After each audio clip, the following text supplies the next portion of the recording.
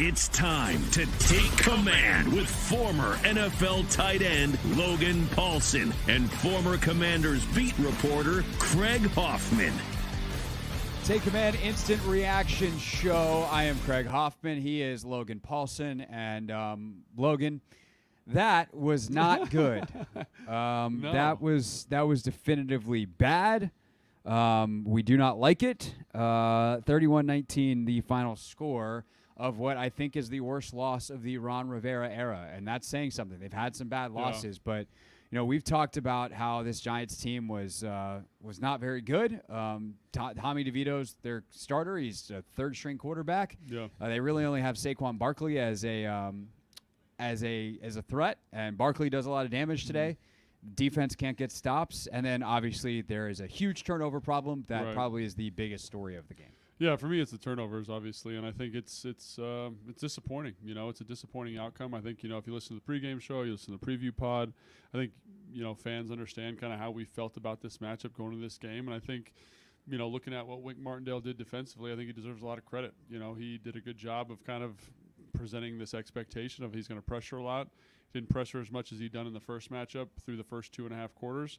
And then kind of when he had to have it, he brought pressure in, some really well-designed scheme pressures that forced Sam kind of into an uncomfortable situation. And he put the ball in harm's way, and I got the sense just from watching, that Sam was kind of pressing for stuff that he didn't need to press for, and that leads to turnovers and, disappointing outcome, to say the least. So.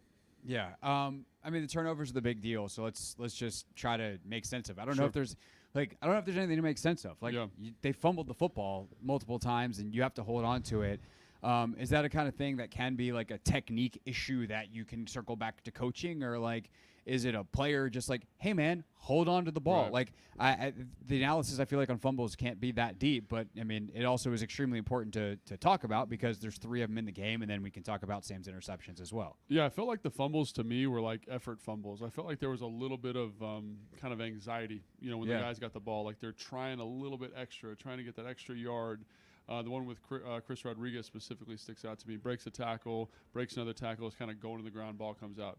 Yeah, B-Robs that the Commanders recovered was the same way. Yeah, 100%. And I think Pringles was a lot like that. He gets a little bit of grass in there on the kickoff return, and the ball comes out because he's fighting for extra yards. And I do think when guys start to press, when guys start to play outside of themselves a little bit, that's the result. Is the first thing to go is ball security. So on all 3 of those fumbles that we just mentioned, that was the thing that stuck out to me, is they were just over trying. And I think the interceptions are kind of the same way for Sam. Yeah. Sometimes just take what's there. And I just felt like there was a lot of anxiety around the team in this game that I wasn't expecting to see. And you could tell that as the game went on, everyone got a little bit more anxious. Everyone kind of I need to make a play. I need to do something spectacular. And this was the result. It's just guys not taking care of the football at a good enough level. And I don't care who you are, man. I really think the defense did some interesting stuff in this game from a pressure standpoint. 9 sacks, They obviously. had 9 sacks, so. And they did some good stuff, outside of the explosive plays.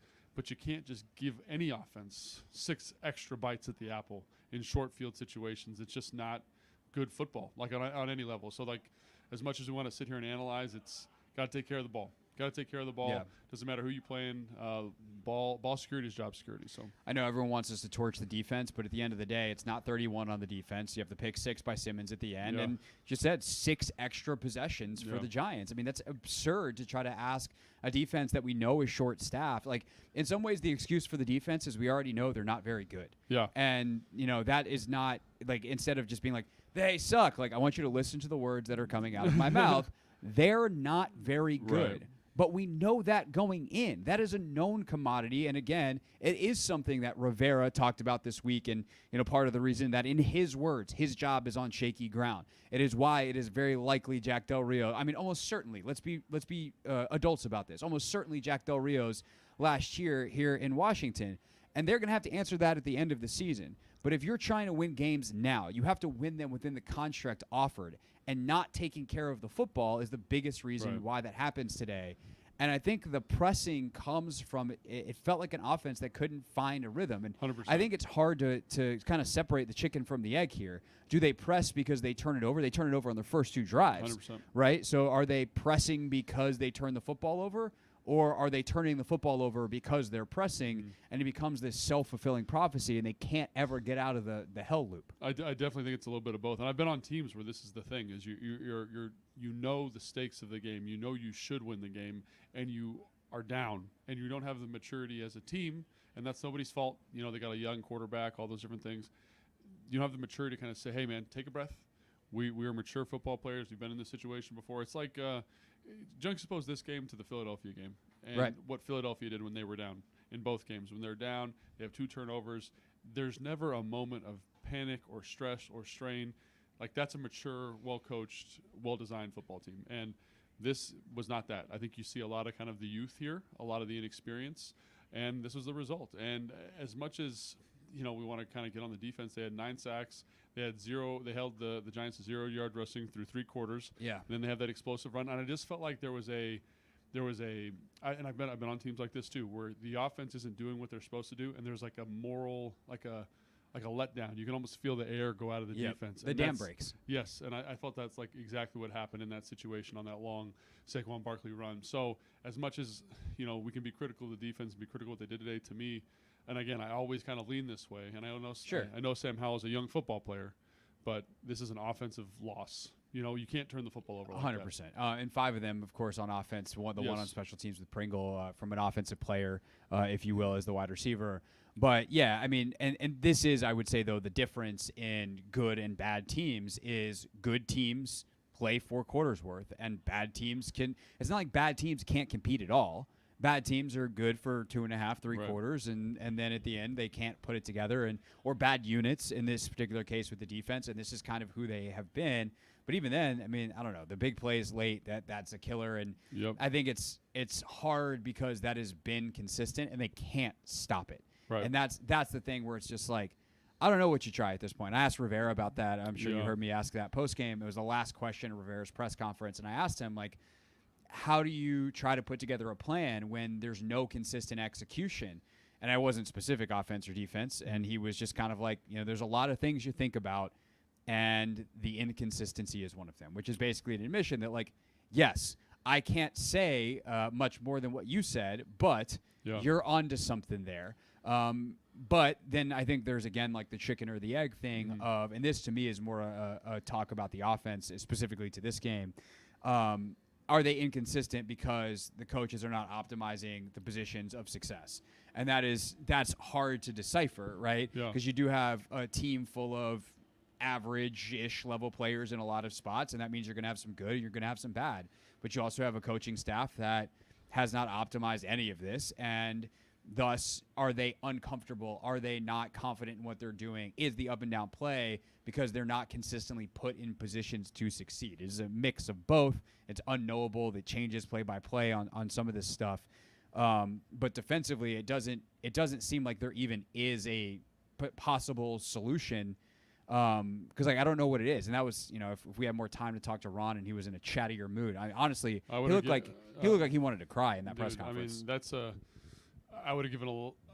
That's the last place I would want to be if I was him. Yeah, in front of those guys, talking, answering those questions. That's part of the gig and that's part of the job. But that's a tough game to come out of. I mean, he's not a dummy. He knows exactly what the situation is there, and he knows that wasn't good enough. And it's so tough, I think, for us as well, because we are fans of this team. We want to cover good football. We want to cover a win more than anything, because like we root for these guys. And you know, in some ways I root for Ron, and it's tough, man. It's tough to see him like that. It's tough to see that the team perform that way, and it's really, really hard. And again, there's not like a definitive answer. Like that Giants team is not as good as this team. Yeah, like the Commanders should have won that game, and there's not a lot of. You can't do anything to convince me otherwise, really. You know, they played well today, and they deserved the win. I thought Wink called an excellent game. He deserves a ton of credit. Thought Tommy DeVito did a great job in terms of kind of handling the adversity early, and I thought Kafka did a good job of calling plays and finding explosive opportunities for him that are kind of like layups. You know, they run a leak. They basically run the leak twice out of different formations with different personnel. Yeah, they run a fullback one, and then they get the receiver on the other one. 100%, and that's good coaching. It's saying, this worked for us. How many ways can we get this in to win this freaking football game? And that's what they did. So as much as I just don't know what to say really other than that. It's the turnovers, it's the explosive plays, it's the lack of consistency with this group. And I know that's what Ron said, but that's what it's been. No, it's the truth. I mean, there is no other way around it. On offense, so I talked to a couple guys, like no mics, no cameras, no nothing after the game. And, you ask them how they felt. And I think some of the things that come up about the offense in this game is the Giants played very differently than they did the first time. And 100%. I think that there is a bit of a feeling that they did not take advantage of the opportunities there. I mean, that's not exactly like, I don't need to be coy about that. Duh, we watched what happened out there. Like, they did not take advantage of the opportunities that were there. But the reasons why seem to be like, hey, like they played a lot more zone, and like we know how to beat zone, but we didn't do the stuff that we need to do to beat zone. There wasn't as much pressure. We didn't adapt. And I think the thing that is sometimes frustrating to me in this game, certainly it comes to be with Eric Bieniemy and the way he calls a game, is when he can get into that rhythm of the thing he likes, right? And this is true for any play caller, right? I think the great ones are the ones who can overcome this, right? But you go into a week with a plan, and it's like, this is the plan. We feel good about it. That's why it's the plan, right? You don't go into the week being like, oh, I don't know, maybe it'll work. Like, you go in with a plan that you like, and if it works, like, he can get into a rhythm and a groove, and like it cooks, and you're like, this is the best offense I've ever seen. But when it's not that, and you can't find that thing that is working for you, or they shut down the thing that you thought was going to work, you have to be able to adjust and get to the next thing. And I don't think they have done a good job all year long of getting to the next thing. And that is why this offense at times looks phenomenal and other times looks like it looked today. Yeah, and I think that's something that's really hard, and I think it's important to remember that he's a first-time play caller, and they're going to have some of these adversities. And, in my play calling experience, which is very, very limited, the thing that comes out is you have a plan in the week, and everything you read about calling plays is you want to make sure that you are designing an offensive game plan in the week. You're going to do your best work on Tuesday, Wednesday, Thursday. You don't want to be doing stuff on the sideline, in the dirt, on the sand. And so you go in and you say, man, I'm having this great plan for this coverage that they run, whatever, and they augment that. So it's important to kind of say, like, as a play caller, this is what I think they're going to do. This is what happens if they deviate. This is what they do if they play zone, right? Or like in this game example, we are going in to beat man coverage and pressure looks. If they don't bring that, what happens? If they play more zone, what are we going to do? And I should have 5 to 10 plays on the back burner that we've discussed that I can get to. And I think that's kind of what you're alluding to, is just what is the process when it doesn't go exactly the way you want. It's very clear quick game is what they want to do today, right?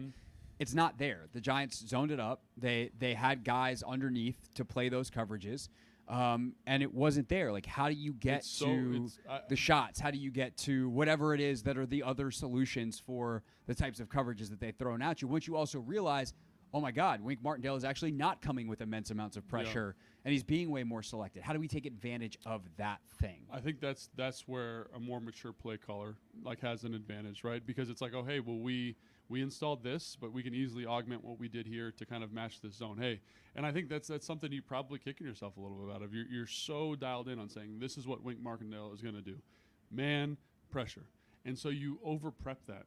And you forget this other stuff in your offense. You forget the 5 steps. You forget the shot plays because you're like, well, we got to get him out of this. And then he comes out and he does something completely different.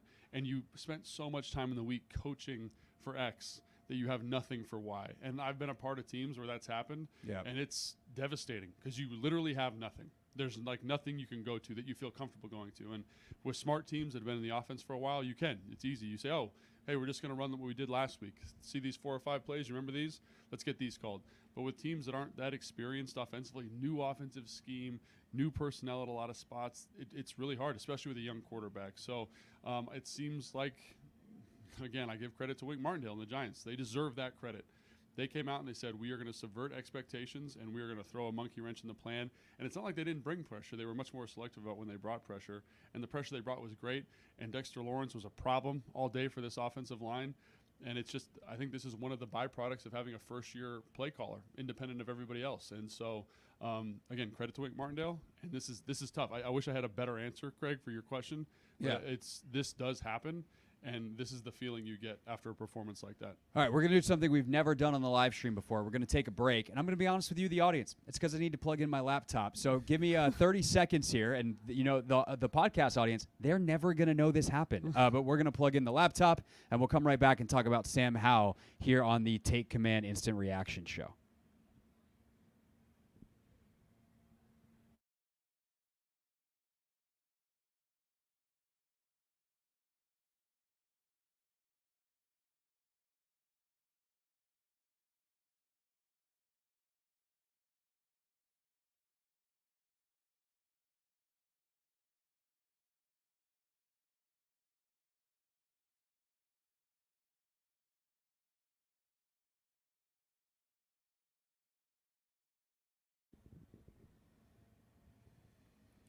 All right, continuing on the Take Command Instant Reaction show. Let's talk about Howell, because this is his worst performance in a couple weeks, and every game is a referendum of some kind on him. So again, it's another data point. We have more data points now than we did last week. That is how this goes.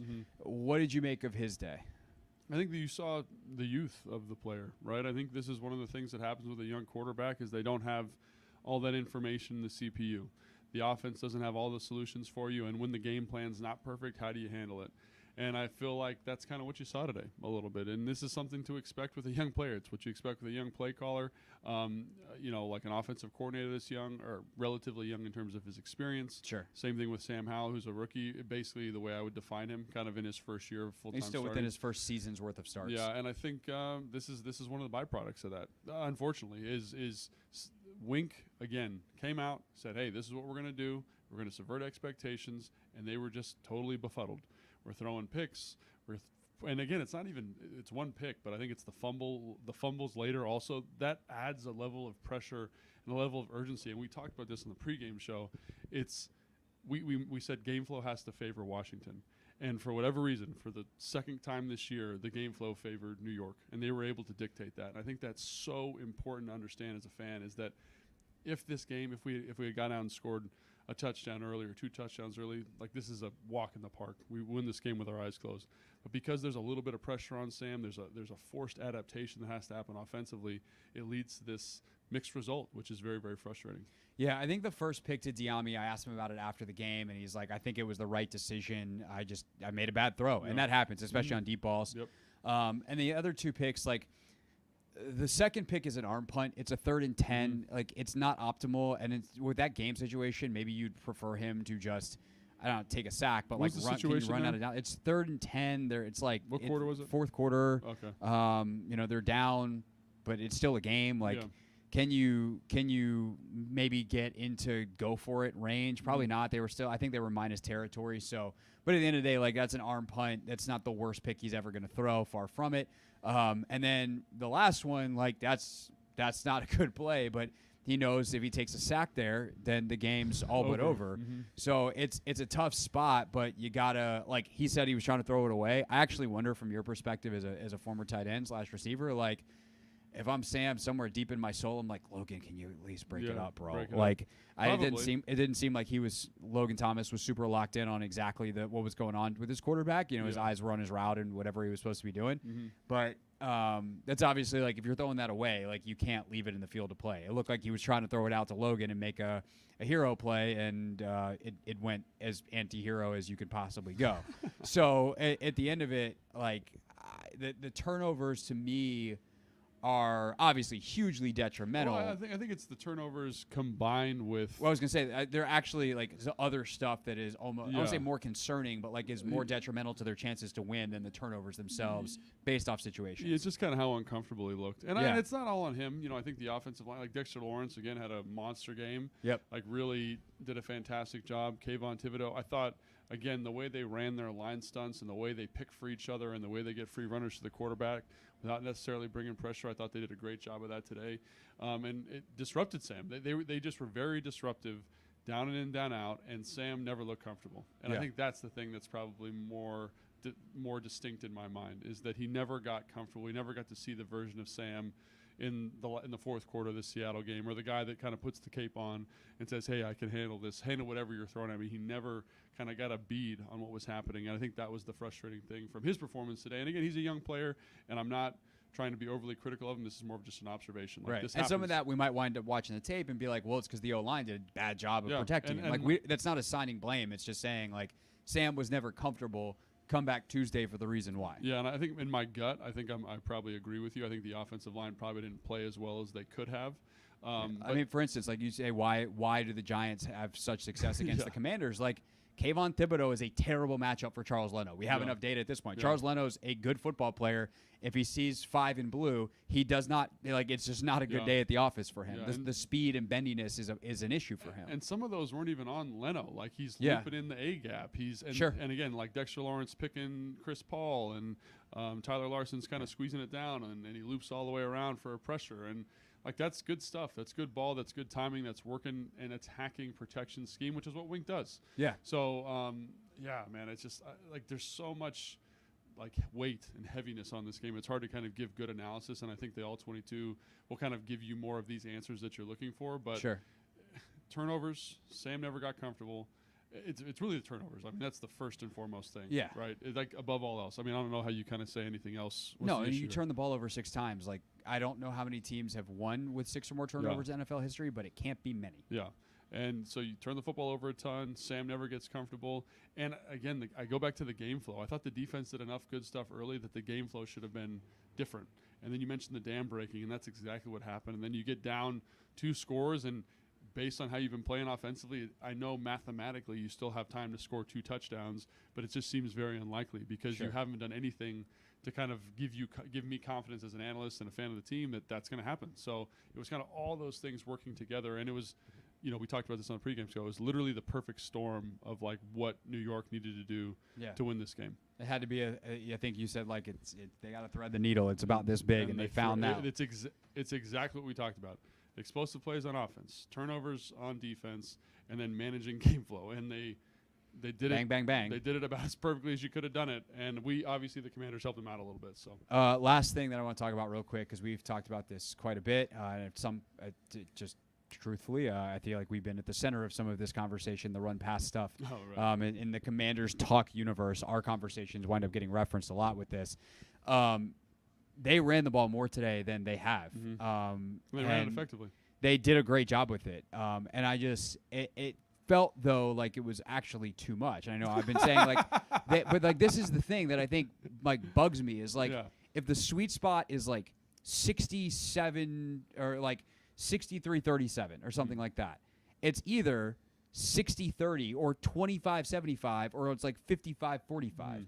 And I think part of the rhythm with Sam is, and some of the shots and things, it's like they never really were able to take that success they had running the ball and then turn it into the play action stuff and the shot plays and the explosives that you're really trying to set up with that. It's not necessarily, and this is what we've always talked about, it's not necessarily about just running the ball. It's about establishing the threat of the run so the defense has to respect it, and then you can open up the entire playbook. And the fact that they never got to the rest of the stuff, I think, is really frustrating because they were so successful running it. Yeah, I think 2 things there. One, I think you see a higher frequency of running the football because they didn't really have a good answer for the zone stuff, like in the game plan from a passing standpoint. So you're going to lean on that a little bit more because that's which if they're playing a bunch of cover 2, like that's a good plan. That's a good answer. I'm not being critical of that. I'm just saying like that's one of the reasons you do that.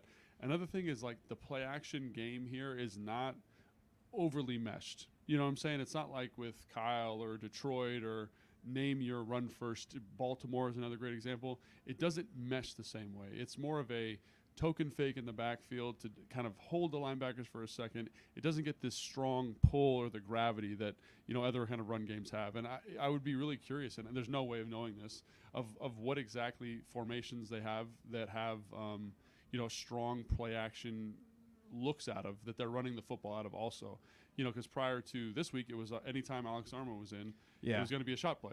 So he's not in. So what runs do you have? Because it's not only the runs, but it's also the protections off those runs. And I think that's what people forget a lot. I had a conversation with somebody recently, and it was like, if you're not running outside zone, it's really hard to run gap schemes into play action pass looks because you are taking a puller away from, let's say, the offensive left, and you're putting yourself a man short there. Right. And you're having everyone block back a gap. So let's say that's been the team's probably most prevalent run is counter, pop, single back power, and any type of GT. Those aren't great play action pass pros usually, right? So it makes it hard to kind of make that stuff work. So you did some outside zone stuff today, but you don't get to the play action pass look. Do you have a formation that meshes there, or is there a crossover there?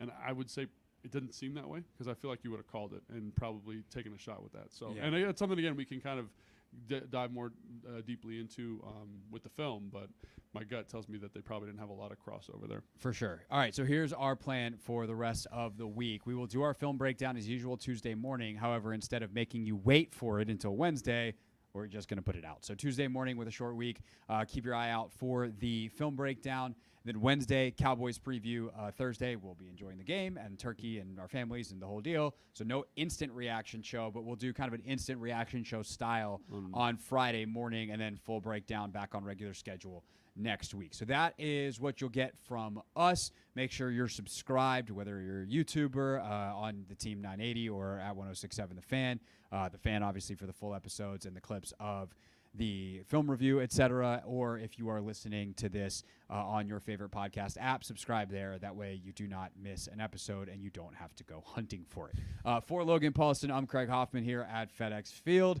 Commanders, a disappointing one. I'll see y'all on the radio to talk about it tomorrow.